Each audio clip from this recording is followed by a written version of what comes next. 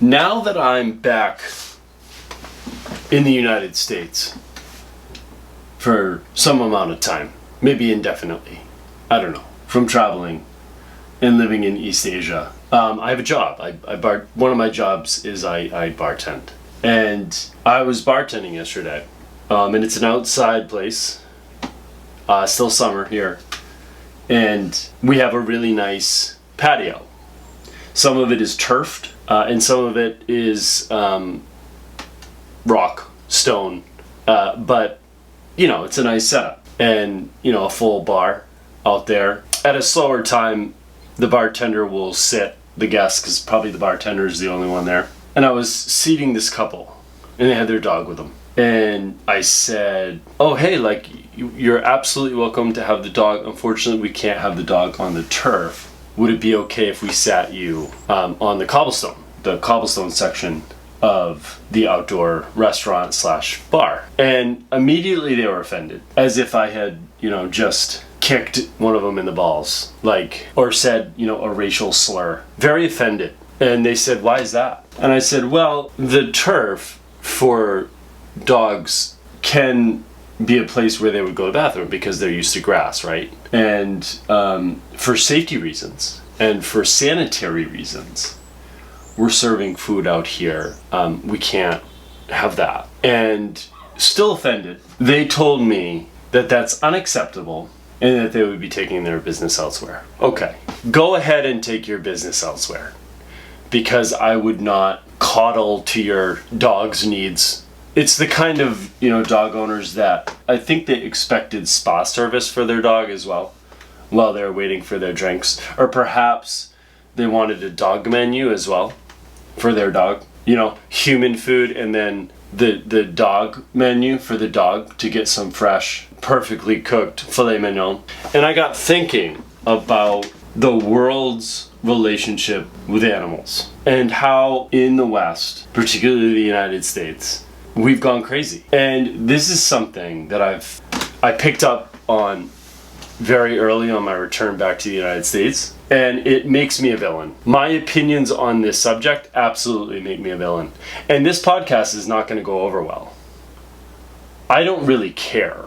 I have the opinions I have, and I share them, just like everybody else has the right to share their opinion. If you find me a villain because I want to deny your dog spa service, I'm not sure who's in the wrong. Let me give you some statistics before I talk about the world's relationship with animals. The average dog owner in the United States spends somewhere around $800 on their dog for food. That's just food, that's not treats, that's not shampooing and conditioning and getting them, the hair cuts and whatever goes into owning an animal. $800. That is almost double what the average Burundian makes in an entire year. And that's an average Burundian. A poor Burundian probably makes a quarter of that. So that statistic to me is mind-blowing. I don't think anybody cares. I throw out statistics like that all the time to try and have people realize what they have in the United States compared to the 8.8 billion people living on this earth. And this is not a commentary on America being better than Europe or Australia. I consider Europe and Australia part of the West, so I'm not going to get into that. The 1%, how actually little the threshold is for you to be 1% of the world, in the 1% category of earners in the world. How little that is per year. I think it's 60,000 for an individual, and then you're in the 1%. So that got me looking at dog food. And the top 10 dog foods providers right now are delivery fresh human food. What? The Pet's Table, Farmer's Dog. These are places that you need to answer questions about your dog's diet before they ship you the food that needs to be refrigerated for your animal. Refrigerated for your animal. The fresh food for your animal. The balanced, dieted, grass-fed beef you're serving an animal. And look, I get it. Dogs are a part of the family. I get it. I have a brother that has a dog that I adore. I absolutely adore this dog and consider her part of the family. I'm one of those too. But if I think about the current state of animal care, it's insane to me. It's absolutely insane why a dog can't eat dry food that, has whatever nutrition they need without having to have chef prepared filet mignon. And another thing about this, we're feeding dogs beef and chicken. What makes beef? A cow. What makes chicken meat? A chicken. Or pork? A pig. We're feeding animals to animals, right? So we're feeding our animal. And let's think about this deeper. A cow had to die for your dog to eat. A cow that feels pain. A cow that has the ability to build bonds with human beings. A cow that even has the ability to have best friends in life. All research shows that cows can distinguish individual people and individual faces, and that they build bonds with humans that is a friendship. They build bonds with other cows that are friendships, and they have best friends. And when they're separated from these friends, they feel anxiety. If their owner and caretaker disappears, they feel anxiety. This is an animal that has every feeling that your dog does. There is no difference between your dog and a cow and the capabilities that they each have to bond with human beings. But we've decided as Americans that this animal is to be eaten by humans and by other animals. We've decided that. And you're weird if you think otherwise. Take chickens. Chickens also have a social life. Chickens are prey, right? They're not predators.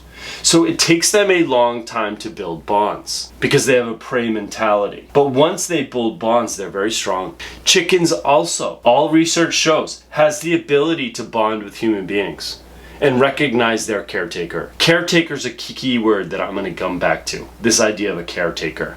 I'm going to come back to this. Pigs. Pigs are extremely intelligent, extremely social, and would love to bond with you. They would love to be your pet. They would love to have a full life as your dog does, your dog or your cat, and live the full range of their life. They would love nothing more than that.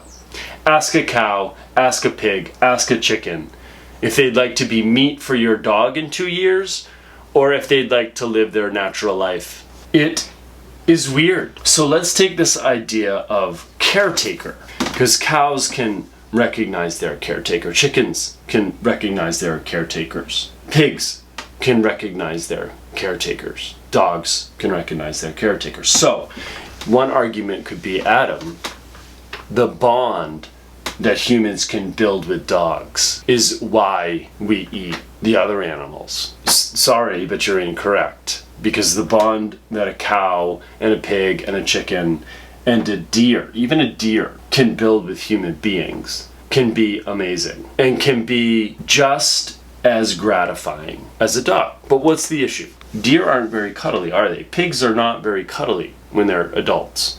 As babies, they're super cute. A cow you can't cuddle on your lap and have in your house. It belongs outside. A cow belongs outside. And then you could say, well, Adam, the relationship with a dog is unconditional love. Unconditional love. So what does unconditional love mean? Unconditional love means there's no conditions on that love. Regardless of what you do, that dog will love you. That's unconditional love. But that's not true. Think about it. If you did not give your dog love, if you did not feed your dog 3 balanced meals, if you did not take your dog on walks, if you did not play with your dog, if you did not allow your dog in your bed to snuggle with, that dog would not be offering you love. I guarantee it because I've seen it. So if it's the nature versus nurture argument for dogs, it's nurture. It's 100% nurture. Dogs by nature were really programmed to offer services to humans, such as tracking down scents for police, or protection from your animals or yourself to go out with you on hunting missions 10,000 years ago, 20,000 years ago. That's what they're wired to be, not to be your brother or your sister. We nurture them to the point where they are our brothers, are our sisters. We have no relations to dogs. Their mom is not our dad's sister. They're not blood relatives. It's ridiculous to say that out loud, but they're not family. They're made to be family by giving them a tremendous amount of love, giving them a tremendous amount of attention, getting their energy out every day with walks and walks and walks and walks. It is a lot of work to be a dog owner, and to be a good dog owner where your dog is going to love you unconditionally. You need to offer all these services to your dog, or guess what? The dog's not going to love you. The dog loves you because you are their caretaker. You give them everything that they need, and the dog knows it. They see you and they're excited because you feed them. If you don't believe me, put a bowl of meat down and try and pet and play with your dog. The dog is going to have a different thing on their mind. They're going to want to go to the bowl of meat. They're not going to be interested in playing and loving on you. If they're hungry, they'll walk right by you for that bowl of meat. You'd have to hold him hostage for him to love you and play on you and lick on you, instead of paying attention to the meat if they're hungry. That's not unconditional love. That's an animal going to eat food. So let's look at the rest of the world and their relationship to animals. On the continent of Africa, animals are mostly used for protection. Dogs. I shouldn't say animals, I'll use dogs. Dogs are used for protection. They're used to go out with the sheep herds, for the herding tribes. And for homeowners, Namibia has a lot of this. They'll say beware of dog, right? Because it thwarts the plans of folks that want to break into your house. If you have a vicious dog, which, how did the dog get vicious? The dog probably got vicious because dogs are born with a little bit of, viciousness to them, because that's how they're wired. That's how they're biologically wired. Particularly certain breeds are wired to have that protective gene, and that gene that will attack people if that dog wants to, based on nurture. Not nature, but nurture. So dogs sleep outside. They're not welcomed into the family home. Namibia they would be. Let's use, some other places. Burundi or Somalia, parts of Kenya, parts of Tanzania, parts of West Africa, parts of South Africa. They're used also as beware of dog. And the dogs are kept sharp in these places. If it says beware of dog, I guarantee the owner is not serving them up chef prepared meals. The owners are probably doing what is the basic necessity to keep that dog going, which is whatever food is around the house and a certain amount of walks and a certain amount of care to keep the animal healthy. They're not family members. And then you think of the dogs in some of these, tribes in the Omo Valley or elsewhere. Dogs are not family members. They're help. They're protection from other animals that may pose a threat to you. They're companions for when you are herding your sheep, to keep your sheep safe. They're animals. They're treated like animals, not human beings. And I would argue they're treated like how dogs are born. Their nature. That's a dog's nature. Because if you just have that dog and it's left to its own devices and it's sort of semi-domesticated, semi-not, the dog will stay with you. The dog will protect your sheep. And you don't have to do anything, really, to train that dog. I mean, you do. You do need to train the dog how you want it to fit your particular lifestyle and the needs of your community. But it's a very different relationship from the United States. They're animals, and they're treated like animals. And I don't mean this in a bad way, like, oh God, they treat them like an animal. They are animals. Dogs are animals. They're not a human being. So then we look at East Asia. Let's look at East Asia and the relationship between animals in East Asia. And this is where it gets really controversial. Dogs are also not part of the family. They're given what they need, sustenance to survive. They're walked, maybe, but they're used for some sort of purpose. Usually. Whatever that need is in East Asia. In the villages, that dog could be doing similar things, have similar duties. Duties, it's weird to say dogs have duties, but a similar duty to the African nations. Or it just may be because you wanted an animal, but you don't really want all the responsibility. I see that all the time in East Asia. And the dogs don't look very healthy, and they don't look very happy. And it's not a very intimate relationship between the two, the human and the animal. But the dog is treated like an animal and not part of the family. I'll tell you this, in Chinese households, there is not an animal bone that goes as an ornament on the tree. The dog does not get birthday presents and wears a birthday hat during its birthday and gets to eat special treats like we do in the West. The dog is treated like an animal. Now let's look at Oceania, because that relationship is really interesting. There's a lot of stray dogs in Oceania, and guess what these dogs do to humans? They attack you. I was bit several times on the island nation of Palau. So think about that.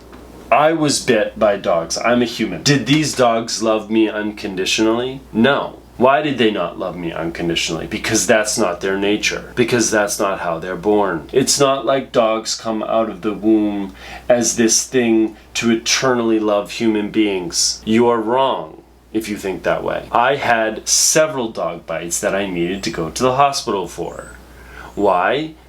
Because the dog is an animal and the animal attacked a human being, which is what's been going on for hundreds of thousands of years. People in Palau carry sticks to fight off stray dogs. They have no qualm striking an animal to make sure that it doesn't hurt them. That's sort of the biological baseline, isn't it? The biological baseline for human and animal is that an animal can offer food, clothing, supplies, bones, tools. The fur can be worn, the meat can be eaten, the bones can be used, or there's some sort of protection for the human. That's the biological baseline of an animal. Be it dog, be it deer, be it cow, be it rabbit, be it cat. So why, when a dog is eaten in Korea, North Korea, South Korea, or China, why is that such a crime? As long as it's a stray dog, what is the difference between somebody who is Chinese, who believes that dog meat holds some value to them as a human, not because we're humans, and the dog is an animal, and that animal offers us meat, and we eat that meat? Why are they barbarians for eating dog? Remember, what has a human done? A human has eaten an animal that feels pain, an animal that can feel love, an animal that can feel loved, an animal that can grow bonds with human beings. But what's the difference between us eating a hamburger in Seattle, Washington, and a Chinese living in Sichuan, China, and eating a stray dog? There is no difference. Both animals feel pain. Both animals have the ability to build bonds with human beings. Each animal has the ability to have best friends and recognize different faces. But we have said here in the West that we know which animals can be eaten and which animals cannot be eaten.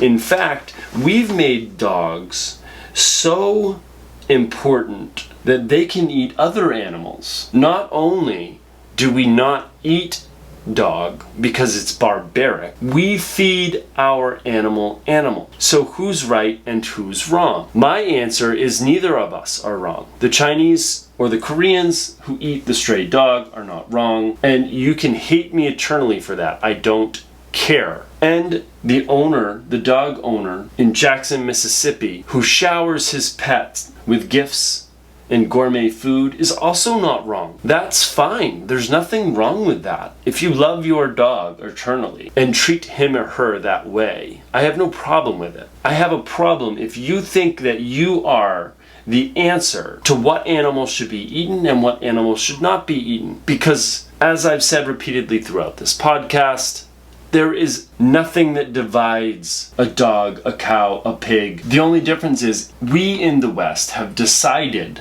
that we are the end all be all of what animal you can and cannot eat. If you eat a stray dog, you are a barbarian, and it's heartbreaking, and it needs to stop. If you eat a juicy burger, you're a regular human being. Another thing that I notice in the West, we often will pass other humans that have the same complex feelings that we have. Definitely more complex than an animal. And we can walk by or drive by that human being that is suffering immensely, pass judgment, and say that they're lazy or drug addicts or terrible human beings. Avoid eye contact. Not even spread them a smile. The homeless. We can drive by dozens of homeless folks. Not only not give them money, pass judgment on their life quietly, and then go home and feed our dog designer food. And I get it. I've had conversations about this, and Americans hate me for it. And they'll tell me, oh, have you talked to the police about the displaced, about the homeless, and how much crime they cause? Yeah, I have.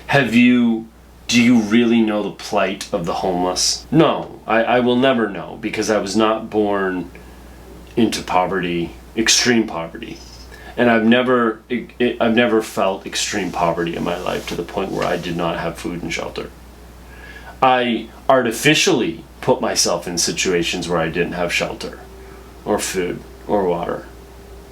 But no, you don't know until you live it. So to say that these people of our society deserve to belong where they are because they're lazy, drug addicted, and cause all kinds of crime is a terrible way to look at it. As we're on our way to a dog food company called the Pets Table, where your dog, who's an animal, their next meal is waiting in the refrigerator because it can't be left outside, because whatever chef prepared meal your dog is about to eat is so nutritious and valuable that it needs to be kept in a fridge. As we pass human beings that are undergoing enormous amounts of pain on the continent of Africa, I guarantee you, an African that has anything is much more likely to bring up a human being than an animal. That is, they are much more likely to give to the poor than to find an animal and offer that animal the best life that animal could ever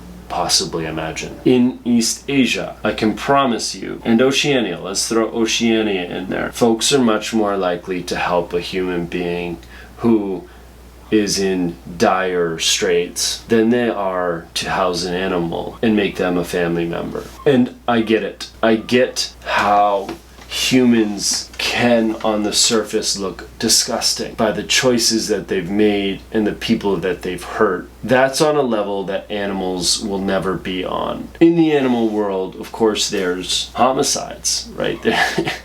There's killing other animals killing other animals. It's just, that's the way of the world. As is eating a hamburger. It's just the way of the world. I would add also is eating a stray dog. It's the way of the world. It's an animal. If you're taking pet dogs, that's a different situation. That's not what I'm talking about. But I get it. Human beings can be terrible beings on a level that an animal will never be able to be as evil as some human beings can be. And that person on the side of the road with the cardboard sign that says, "I have nothing, please help."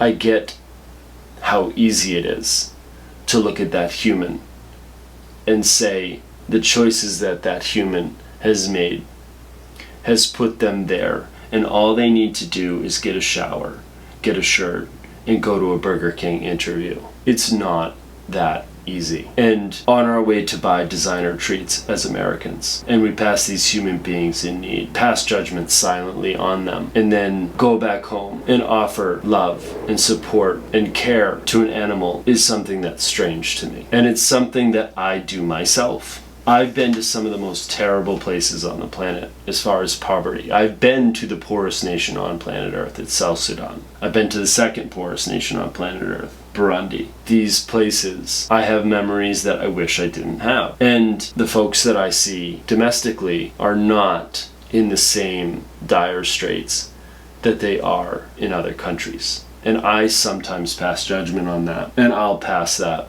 displaced person, and I'll go and I'll give my dog, my brother's dog, love and affection. So I'm as guilty of this as anybody else.